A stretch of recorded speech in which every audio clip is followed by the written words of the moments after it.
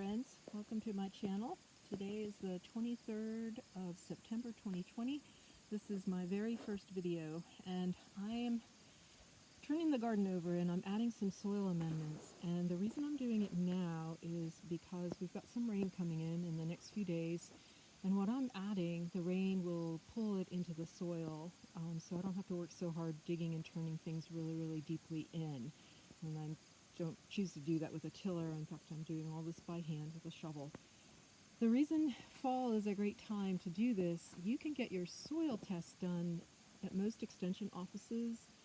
In the fall, you can get them done for free, whereas in the spring you have to pay, and usually it's a longer wait because everybody's doing it. So I got my soil test results back, and I'll just show you this page. And you can see at the very bottom where it says aluminum, the numbers are pretty high. And I've been using this book by Steve Solomon, and it's amazingly wonderful. He's done a lot of research. He's got forms and stuff in the back to help you decipher the soil test results. And based on what I learned about my soil, adding a few things this year.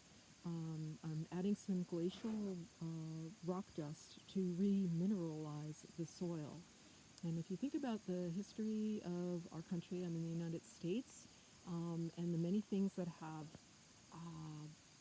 been grown here and what's been removed off of here.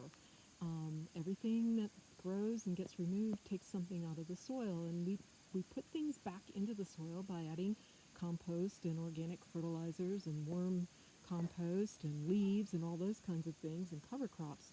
But in addition to that, the minerals get taken up, and so by putting in a glacial rock dust, that's going to help remineralize the soil. In addition to that, I'm adding this right here, and the reason I'm doing that is because the aluminum is so very high. Now you notice at the top, the pH, the 7.4 has a lower aluminum rating than the one that's only a 5.25. So by adding lime and getting the soil a little bit less acidic, it helps balance out the aluminum. In addition to doing that, though, I'm called to do some things to help the plants. Right now, the sun is changing, and it is a white-hot sun, whereas those of us of a certain age will remember when the sun was yellow.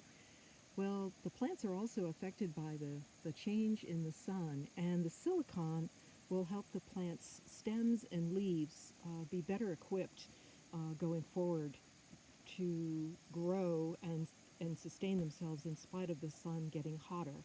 But in addition to that, the silicon will also help to balance out the aluminum. Now, I've been doing a lot of research online, and anybody can research this stuff and find it.